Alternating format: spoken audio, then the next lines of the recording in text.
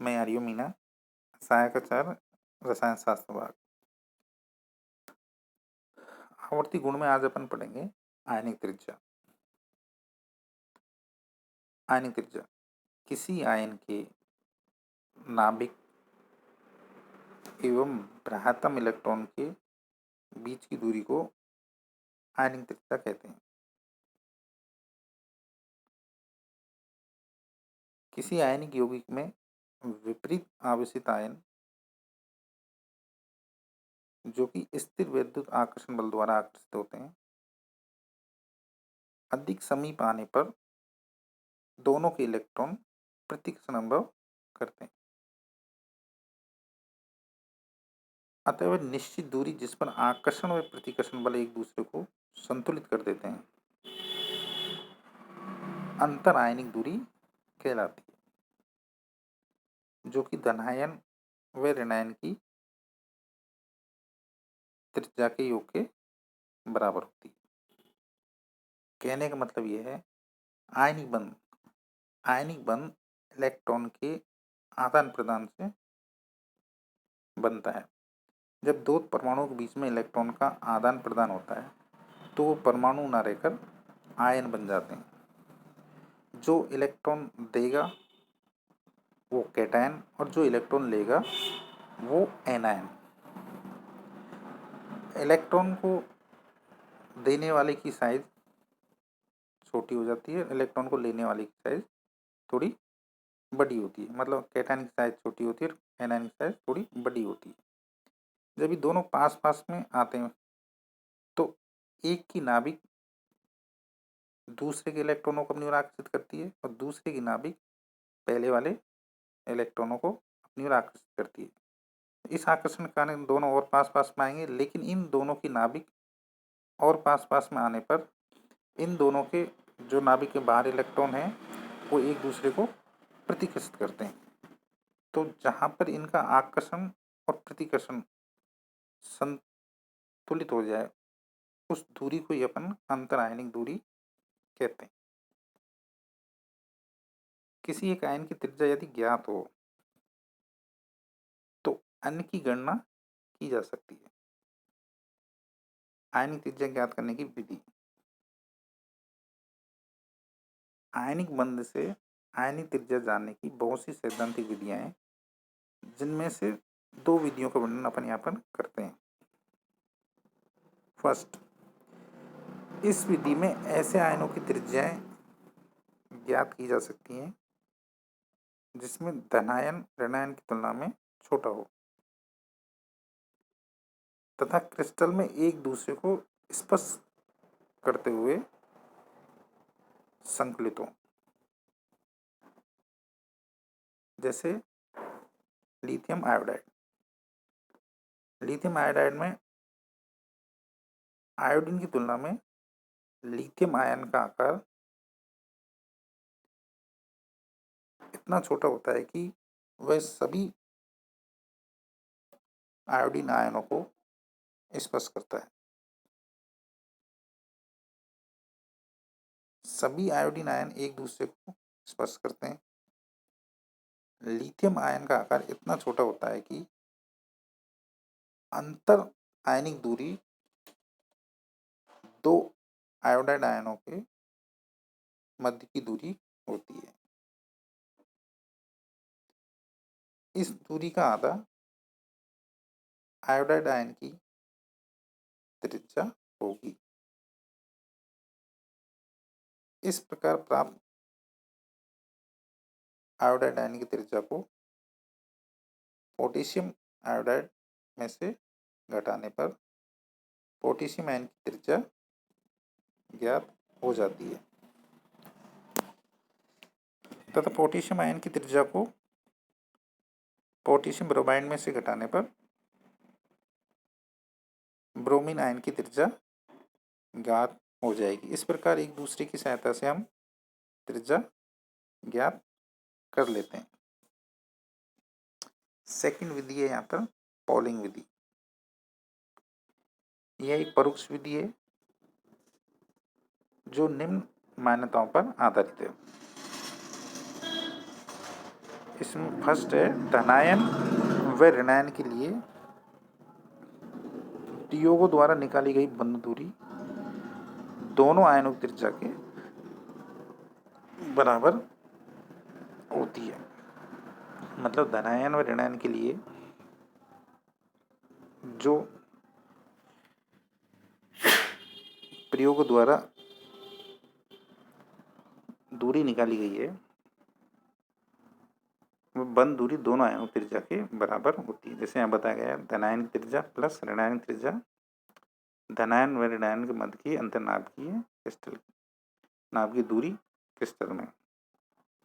Second यहाँ पर जो मान्यता दी गई है किसी उत्कृष्ट गैस विन्यास के लिए किसी आयन की त्रिज्या उसके नाभिकीय आवेश के व्युत्क्रमानुपाती होती है। किसी उत्कृष्ट गैस विन्यास के लिए अगर परमाणु इलेक्ट्रॉन एक्सेप्ट करके या डोनेट करके उत्कृष्ट गैस विन्यास को प्राप्त कर लेता है तो उत्कृष्ट गैस विन्यास के लिए किसी आयन की त्रिज्या उसके नाभिकीय आवेश के व्युत्क्रमानुपाती होती है।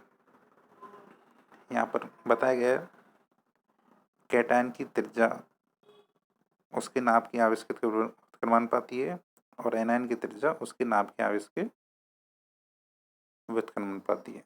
इससे पहले अपन पढ़ चुके हैं नाभिकीय आवेश परमाणु संख्या माइनस आवरण स्थिरांक के बराबर होता है। तो यहाँ पर ये चीज बताई गई है।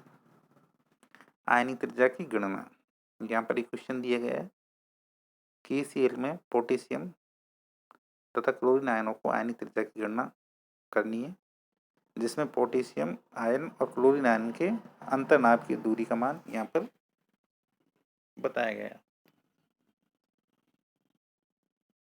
तो यहाँ पर अपन इंडिविजुअली पहले पोटेशियम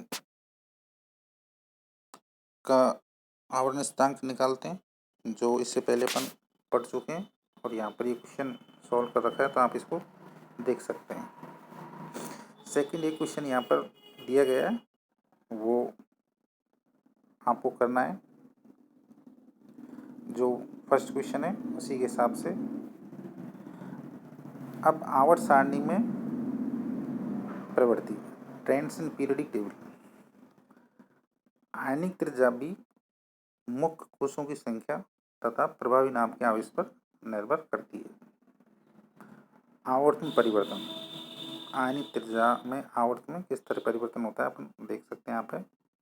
सम इलेक्ट्रॉनिक आयन की श्रृंखला में सम इलेक्ट्रॉनिक जिनमें इलेक्ट्रॉनों की संख्या समान हो ऐसे आयन जिनमें इलेक्ट्रॉनों की संख्या समान हो सम इलेक्ट्रॉनिक आयन की श्रृंखला में जैसे जैसे नाभ के आवेश बढ़ता है इलेक्ट्रॉन तथा नाभिक के मध्य आकर्षण बल भी बढ़ता है। दूसरे शब्दों में नाभ के आवेश के परिमाण में वृद्धि के साथ साथ सम इलेक्ट्रॉनिक आयनों के आकार में कमी आती है। यहाँ पर oxygen iodine nitrogen chlorine sodium magnesium aluminium के यहाँ पर आयन बताए गए हैं। सभी सम इलेक्ट्रॉनिक आयन है सब में बराबर 10-10 इलेक्ट्रॉन है जो नियॉन इनर्ट गैस में होते हैं। मतलब ये सारे सम इलेक्ट्रॉनिक आयन है। इनके आकार का क्रम यहाँ पर बताया गया है। यहाँ पर एल्युमिनियम का आकार सबसे छोटा है और नाइट्रोजन का आकार यहाँ पर सबसे बड़ा है क्योंकि एल्युमिनियम आयन पर सर्वाधिक नाभिकीय आवेश होता है अतः ये सबसे छोटा आकार होता है। इसके विपरीत नाइट्रोजन आयन में सबसे कम नाभिकीय आवेश होता है अतः इसका आकार सबसे बड़ा होता है। कहने का मतलब ये है कि एल्युमिनियम यहाँ पर 3 इलेक्ट्रॉन डोनेट कर देता है उसके बाद ही Al+3 बना लेता है। Al+3 बनाने पर इसमें नंबर ऑफ इलेक्ट्रॉनों की संख्या तो कम हो जाती है मतलब एल्युमिनियम 13 इलेक्ट्रॉन होते हैं, 13 इलेक्ट्रॉन 3 इलेक्ट्रॉन डोनेट करने के बाद में इस पे यहाँ पर कितने 10 इलेक्ट्रॉन बचते हैं। तो नाभिक में 13 प्रोटॉन नाभिक में तो प्रेजेंट हैं, तो 13 प्रोटॉन अब 10 इलेक्ट्रॉनों को अपनी ओर आकर्षित करेंगे तो नाभ की आवेश बढ़ जाएगा। नाभ की आवेश बढ़ने के कारण इसकी साइज थोड़ी कम हो जाती है। और यहाँ पर नाइट्रोजन आयन दिया गया है। नाइट्रोजन में 7 इलेक्ट्रॉन होते हैं, 7 ही प्रोटॉन होते हैं, लेकिन ये 3 इलेक्ट्रॉन और एक्सेप्ट कर लेता है तो N3 माइनस बन जाता है। 3 इलेक्ट्रॉन एक्सेप्ट करने के बाद में इसके बाहरी कोश में 10 इलेक्ट्रॉन हो जाते हैं। अब ये 7 प्रोटॉन 10 इलेक्ट्रॉनों को अपनी ओर आकर्षित करेंगे तो नाभ की आवेश यहाँ पर घट जाता है। और दूसरा यहाँ पर 3 इलेक्ट्रॉनों के और जुड़ने के कारण इलेक्ट्रॉनों में थोड़ा प्रतिकर्षण बढ़ जाता है, जिसके कारण इसकी साइज थोड़ी बढ़ जाएगी, इसका आकार थोड़ा सा बढ़ जाता है। तो ये चीज़ यहाँ पर बताई गई है। Al+3 पर सर्वाधिक नाभ की आवेश 13 यूनिट होता है, मतलब नाभिक में जो प्रेजेंट हैं 13 प्रोटॉन उनके कारण अतः सबसे छोटा आकार होता है। इसके विपरीत N3 नेगेटिव में सबसे कम नाभ की आवेश होता है, क्योंकि इसमें 3 इलेक्ट्रॉन और जुड़ जाते हैं, जिसके कारण अब 10 इलेक्ट्रॉन होते हैं। अब इन 10 इलेक्ट्रॉनों को 7 प्रोटॉन अपनी ओर आकर्षित करते हैं तो नाभ की आवेश थोड़ा कम हो जाएगा, अतः इसका आकार सबसे बड़ा होता है। सेकंड, वर्ग में एक वर्ग में ऊपर से नीचे आने पर आयनिक त्रिज्या बढ़ती है। जैसे जैसे परमाणु संख्या बढ़ती है, कोषों की संख्या बढ़ती है, तो ये अपन आसानी से समझ सकते हैं इस चीज़ को। ऊपर से नीचे जाने पर कोषों की संख्या बढ़ेगी तो आयनिक त्रिज्या का मान भी बढ़ता है।